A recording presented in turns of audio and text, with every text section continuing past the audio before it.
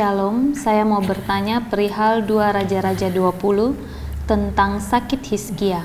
Nabi Yesaya menyampaikan firman Tuhan bahwa Hizkia akan mati, tapi kemudian Hizkia berdoa dan dia tidak jadi mati. Jadi, apakah firman Tuhan bisa diubah dengan doa? Kemudian pelajaran apa yang bisa diambil dari doa Hizkia? Terima kasih. Oke, mari kita lihat ayatnya, Yesaya 38. Ayat 1. Pada hari-hari itu Hizkia jatuh sakit dan hampir mati. Lalu datanglah Nabi Yesaya bin Amos dan berkata kepadanya, beginilah firman Tuhan, sampaikanlah pesan terakhir kepada keluargamu, sebab engkau akan mati dan tidak akan sembuh lagi. Tidak sembuh lagi. Nah, rupanya setelah diberitahu seperti ini, Hizkianya berdoa sungguh-sungguh pada Tuhan. Lalu terjadilah ayat yang kelima. Pergilah dan katakanlah kepada Hizkia, beginilah firman Tuhan Allah Daud bapa leluhurmu, telah kudengar doamu dan telah kulihat air matamu. Sesungguhnya aku akan memperpanjang hidupmu 15 tahun lagi. Jadi kelihatannya Tuhan sudah tentukan kamu akan mati, tidak sembuh lagi. Itu ketetapan Tuhan. Ya. Tapi karena Hizkia berdoa, lalu Tuhan kasih panjang 15 tahun. Berarti ketetapan Tuhan bahwa dia mati pada waktu itu bisa diubah dengan doa. Jadi pertanyaannya, apakah doa bisa mengubah ketetapan Tuhan? Ya. Nah, apakah ketetapan Tuhan, rencana Tuhan bisa diubah oleh doa? Mungkin pertanyaan pertama yang harus kita pikirkan adalah bahwa apakah di sini benar telah terjadi perubahan dalam ketetapan Tuhan? Apakah rencana Tuhan memang berubah? Apakah Tuhan menetapkan dia mati umur sekian? Lalu rencana Tuhan berubah sehingga menjadi 15 tahun kemudian? Atau sebenarnya Tuhan memang menetapkan bahwa dia akan mati pada 15 tahun kemudian dari umurnya? Nah, kita mau menganalisa ini lebih dalam. Pertama, kita harus mengingat bahwa kitab suci menyatakan kepada kita bahwa Tuhan hanya akan mengabulkan doa yang sesuai dengan kehendaknya atau rencananya. Ya, lihat 1 Yohanes 5:14. Dan inilah keberanian percaya kita kepadanya, yaitu ia mengabulkan doa kita jikalau kita meminta sesuatu kepadanya menurut kehendaknya. Jadi Tuhan akan mengabulkan doa kita kalau doa itu sesuai kehendaknya. Kalau doa itu tidak sesuai kehendaknya, mau doa bagaimanapun, Tuhan tidak akan kabulkan. Sekarang ternyata Tuhan kabulkan 15 tahun lebih panjang. Apa itu sesuai kehendak Tuhan atau kehendak Tuhan berubah? Padahal dia menjawab doa yang sesuai dengan kehendaknya. Kalau begitu sebenarnya kehendak Tuhan tidak berubah dong. Karena kalau seandainya kehendak Tuhan dia mati di sini, tapi gara-gara doa lalu di sini, berarti Tuhan mengabulkan doa yang tidak sesuai dengan kehendaknya. Kehendaknya di sini. Tapi bahwa dia hanya menjawab doa sesuai kehendaknya dan dia perpanjang sini, berarti memang kehendaknya memang di sini. Ya. Kedua, kitab suci mengatakan bahwa Tuhan itu sudah menetapkan umur kita masing-masing. Dan itu tidak bisa dilanggar, tidak bisa dilewat. Tidak ada orang yang bisa mati lebih cepat dari yang Tuhan tetapkan. Tuhan tetapkan 50 tapi ya ternyata mati, baru 30 sudah mati. Atau Tuhan tetapkan 50 tapi dia lari lewat sampai 70. Tidak bisa. Coba perhatikan Ayub pasal 14 ayat 5. Jikalau hari-harinya sudah pasti dan jumlah bulannya sudah tentu padamu dan batas-batasnya kau tetapkan sehingga tidak dapat dilangkahi. Ini bicara soal umur orang. Batas-batasnya sudah kau tetapkan sehingga tidak dapat dilangkahi. Ayat ini di dalam versi New International Version NIV itu berbunyi, ya, hari-hari manusia telah ditentukan. Engkau telah menetapkan jumlah bulannya dan menentukan batasan-batasan yang tidak bisa dilampauinya. Tidak bisa dilampaui. Lalu Mazmur 39 ayat yang ke-5 dan 6. Ya Tuhan, beritahukanlah kepadaku ajalku dan apa batas umurku, supaya aku mengetahui betapa fananya aku. Sungguh hanya beberapa terlempap saja. Kau tentukan umurku. Kau tentukan umurku. Lalu Matius 6 ayat 27. Siapakah di antara kamu yang karena kekhawatirannya dapat menambah sehasta saja pada jalan hidupnya? Jawabannya tidak ada. Tidak ada yang bisa memperpanjang umurnya sehasta 45 cm ke depan, tidak bisa. Nah, kalau kita menafsirkan bahwa dalam kasus Hizkia ternyata Tuhan menetapkan dia mati di sini, ini artinya bisa dilampaui dong. Berarti ayat-ayat yang tadi itu salah semua. Kalau begitu sebenarnya tidak ada perubahan. Tidak ada perubahan rencana. Lalu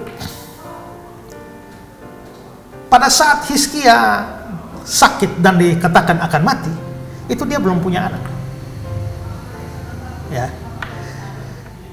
Karena kalau kita membandingkan 2 Raja-Raja 20 ayat 6 dan 21 ayat 1, kita tahu bahwa Manasye itu Manasye ini anaknya Hizkia, baru lahir 3 tahun setelah peristiwa ini. Coba lihat 2 Raja-Raja 20 ayat 6. Aku akan memperpanjang hidupmu 15 tahun lagi, dan aku akan melepaskan engkau dan kota ini dari tangan Asyur, dan seterusnya. Jadi Tuhan perpanjang umur 15 tahun lagi. Lalu di 2 Raja-Raja 21 ayat 1, Manasye berumur 12 tahun pada waktu ia menjadi raja, gantikan bapaknya. Kalau Manasye umur 12 tahun, sedangkan Tuhan perpanjang umurnya Hizkia 15 tahun, berarti pada waktu Tuhan memperpanjang umur Hizkia, Hizkia belum punya anak, Manasye belum lahir. Manasye baru lahir 3 tahun setelah peristiwa ini. Nah, sekarang gini loh.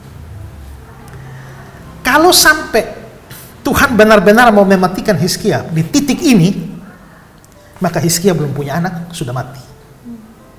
Kalau Tuhan mencabut nyawa Hizkia sebelum Hizkia punya anak, ada firman Tuhan yang dilanggar.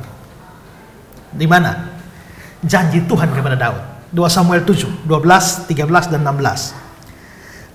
Apabila umur Daud sudah genap, dan engkau telah mendapat perhentian bersama-sama nenek moyangmu, maka aku akan membangkitkan keturunanmu yang kemudian anak kandungmu, aku akan mengokohkan kerajaannya. 13. Dialah yang akan mendirikan rumah bagi namaku. Lalu ayat 16. Keluarga dan kerajaanmu akan kokoh selama-lamanya. Berarti ada janji Tuhan bahwa Daud ini keturunannya akan terus. Nah, Hizkia ini kan keturunan Daud. Kalau Daud turunan sampai Hizkia, lalu Tuhan tetapkan Hizkia mati sebelum Manasye lahir, lah berarti janji pada Daud terputus dong. Tidak mungkin Tuhan melanggar janjinya. Ya. Jadi itu pasti bukan ketetapan Tuhan supaya dia mati di situ. Juga kita ingat bahwa nanti dari Daud lalu turun Salomo, lalu Hizkia, Manasye, terus ke bawah itu Yesus. Nah, kalau Tuhan mematikan Hizkia sebelum Hizkia punya anak Manasye, Yesusnya nggak jadi datang. Nah, ini malah jadi salah semua, ya. Jadi sebenarnya tidak ada perubahan rencana apa-apa di situ.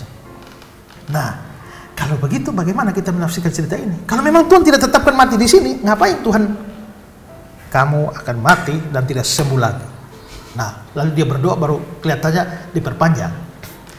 Pada saat itu Hizkia umur 39 tahun dan dia baru memerintah 14 tahun lamanya.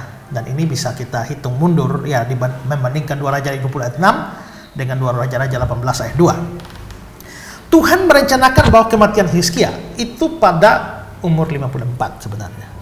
Yaitu 39 plus 15. Jadi 54 tahun. Tuhan tetapkan dia mati 54 tahun.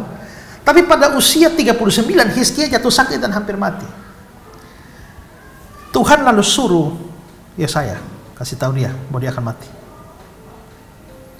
Untuk apa Tuhan suruh Yesaya? Supaya kasih tahu Hizkia. Kalau Tuhan mau Hizkia mati, tidak usah suruh Yesaya kasih tahu lagi. Ya kan? Tapi Hizkia sakit dan akan mati. Tuhan beritahu Yesaya supaya Yesaya beritahu Hizkia, supaya begitu tahu Hizkia berdoa. Waktu Hizkia berdoa, Tuhan kabulkan doanya.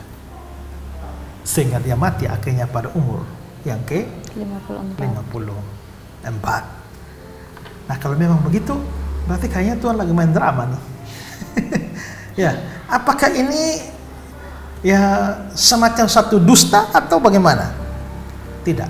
Hizkia betul akan mati andai kata Tuhan tidak mengabulkan doanya, ya.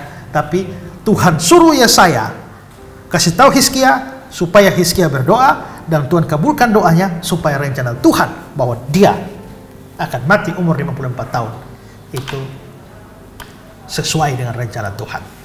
Saya mau berikan 3 komentar untuk ini. Pertama dari Izzy Young. Allah telah mendengar doa sang raja.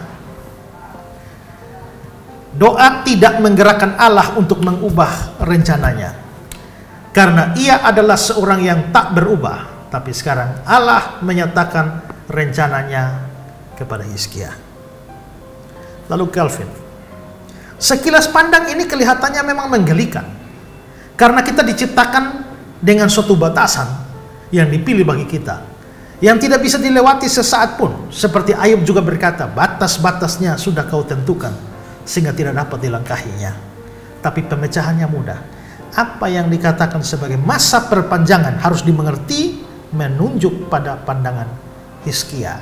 Jadi maksudnya adalah umur Hizkia diperpanjang, yaitu bukan dari sudut pandang Tuhan. Kalau sudut pandang Tuhan tidak ada perpanjangan, tapi dari sudut pandang Hizkia itu dianggap sebagai perpanjangan. Lalu satu komentar dari Calvin lagi. Mengapa Tuhan mengirimkan Yunus ke Niniwe untuk meramalkan kehancuran kota? Mengapa ia melalui Yesaya menyatakan kematian pada Hizkia? Bukankah ia bisa menghancurkan baik Niniwe maupun Hizkia tanpa utusan tertentu? Karena dia mempunyai maksud yang lain dari itu. Dia mau mereka diperingatkan lebih dulu tentang kematian mereka, supaya mereka melihat kematian itu datang dari jauh. Memang dia tidak menginginkan supaya mereka mati, tapi supaya mereka diubah, supaya mereka jangan mati. Nah, kalau begitu kita bisa melihat di sini bahwa sebenarnya tidak pernah ada perubahan ketetapan Tuhan. Ketetapan Tuhan tidak bisa diubah dengan doa. Doa tidak pernah mengubah rencana Tuhan. Tapi doa itu adalah berupaya supaya keinginan kita itu sejalan, seturut dengan ketetapan Tuhan. Ya. Jadi pelajaran tentang doa. Jadi jangan paksa Tuhan. Ya, kita minta saja. Pada akhirnya jawaban Tuhan. Jadi jangan paksa Tuhan harus ikut saya. Tidak. Saya harus ikut Tuhan. Jadilah kehendakmu, bukan